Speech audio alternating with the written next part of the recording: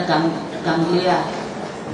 Okay? So in the dorsal root ganglion or spinal ganglion, you expect the neurons to be clumped at the periphery of the ganglion, and the peripheral fibers or the axons, so clumping together at the center.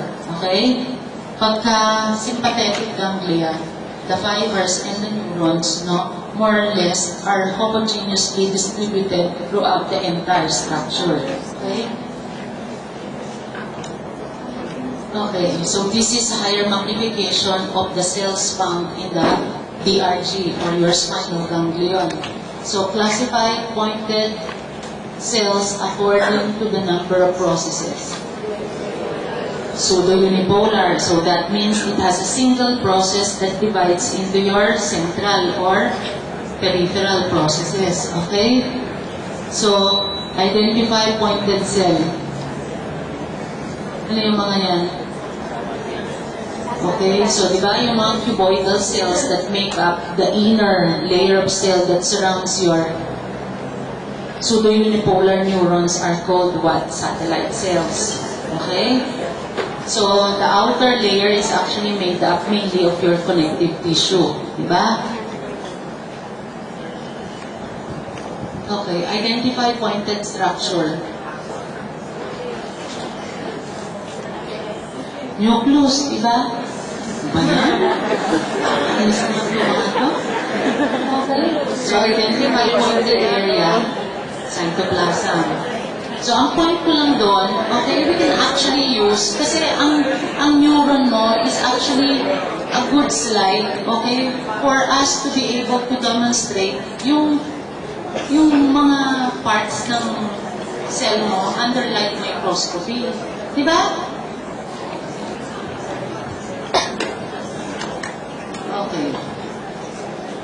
Okay. So remember, how would you differentiate your neurons that make up the sympathetic ganglion from the neurons that make up the DRG or spinal ganglion? Homogeneously distributed.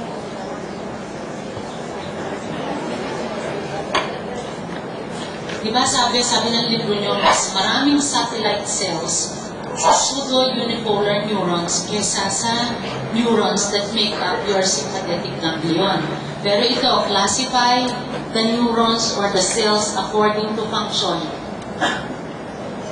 Sympathetic ganglion, motor yan. Pagka spinal ganglion, sensory. Okay. So remember, you have more glial cells or supporting cells than your nerve cells or neurons. So your glial cells are 100 times more than your neurons. Siguro naman, more or less, you have an idea of what that structure is, right? Okay, at least alam yung spinal cord. Okay, so this is actually the central canal, okay, which is lined by your ependymal cells, right? So remember, it would be reversed if you're talking of the spinal cord. If it's the cortex that is located peripherally in the cerebellum and cerebral cortex, okay, sa spinal cord, it's different, di ba? The white matter is located peripherally. Okay? So ito yung white matter mo. So what do you have in the white matter? Axons mostly. Here, sa gray matter mo, neurons, at saka yung peripheral processes, meron din.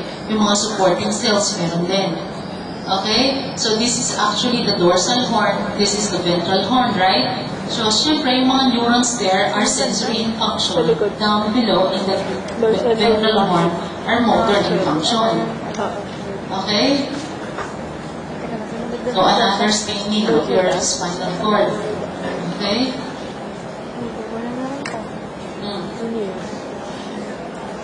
So, classify pointed cells according to the number of processes.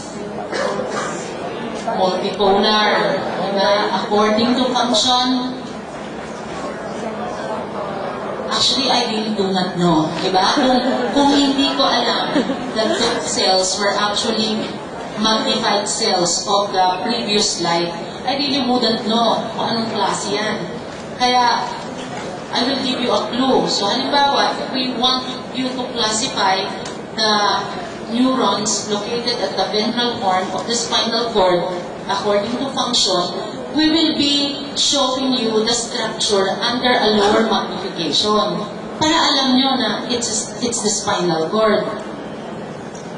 Or pwedeng ipakita yung portion ng central canal for you to have an idea that probably it's the spinal cord.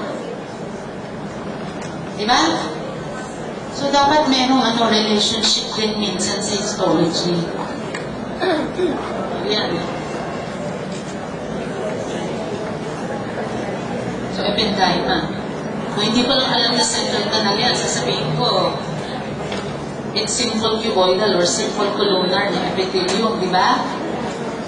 O, in the exam, probably, we will be showing you that under a lower magnification para ma-identify nyo that it's the central canal of the spinal cord.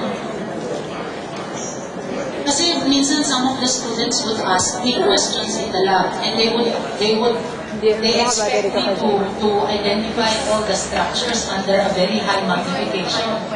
Eh, hindi ko rin ma-identify. Nonetheless, I focus. Okay? From scanning, low, high. Ako may memory, walang material. Oh. Okay na yan. Ayan.